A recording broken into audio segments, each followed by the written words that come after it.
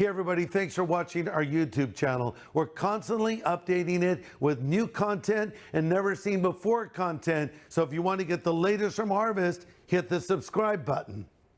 If you are a grateful person, if you are a thankful person, you will find you'll be doing better physically than those who are always complaining. Research shows that grateful people experience fewer aches and pains, and they also report feeling healthier than other people.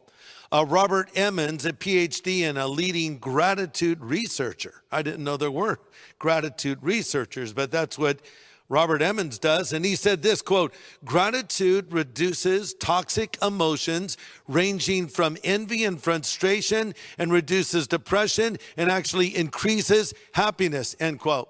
And studies have shown that grateful people sleep better too. So a lot of fringe benefits, but why should I give thanks? Because the Lord is good. Here's another reason to give thanks.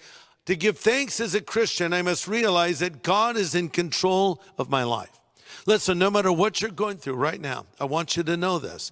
God is in control of your life. Sometimes we understand that. Sometimes all the pieces fit together beautifully. And you can look back and say, oh, now I see why that happened. So this could happen. And that other thing happened. So this other thing could happen. It's all coming together. But then sometimes you're in the middle of it and it makes no sense. But remember, God is in control, not us. Now that comes to a revelation to some of us because we think we're in control. Proverbs 16:9 says, we can make our plans, but the Lord determines our steps.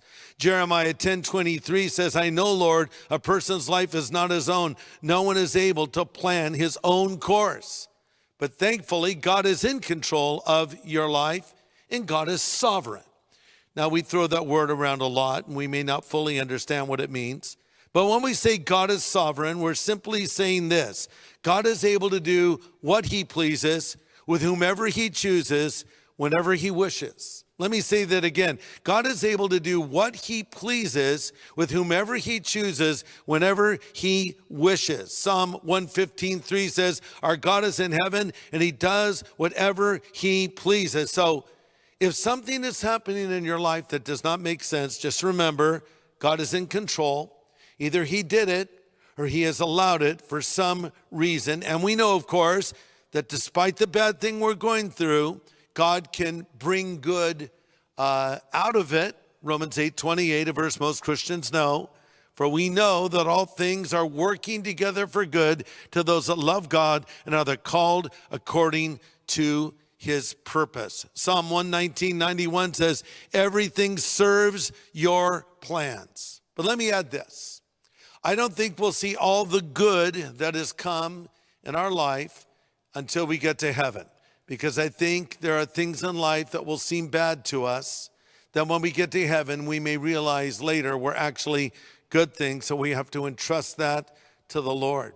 So to repeat, number one, to give thanks, I need to realize that God is in control of my life. And number two, I must realize God loves me and is always looking out for my eternal benefit. That's an important thing to add, isn't it? Because I can say, well, God's in control, but what kind of God are we serving? Is he an angry God? Is he an austere God? Well, he's a loving God. He's kind. He's full of mercy.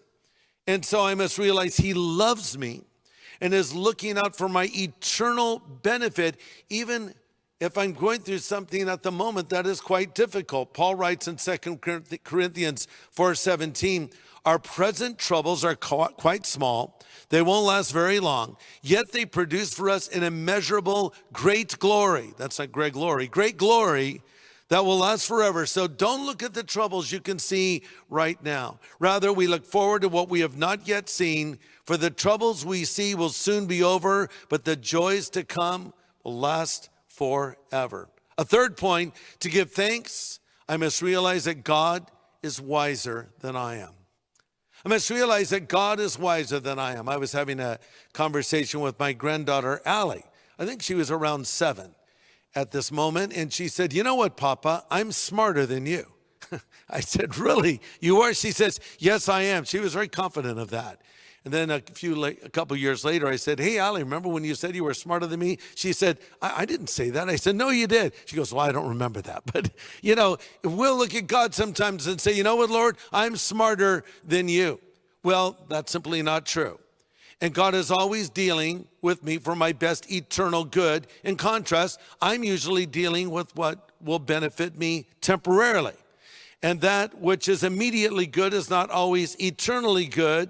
And what is eternally good is not always immediately good, but sometimes painful. But in the end, we'll see and understand. And until that day, here's what we're supposed to do. We're supposed to give thanks unto the Lord, for he is good, and his mercy endures forever.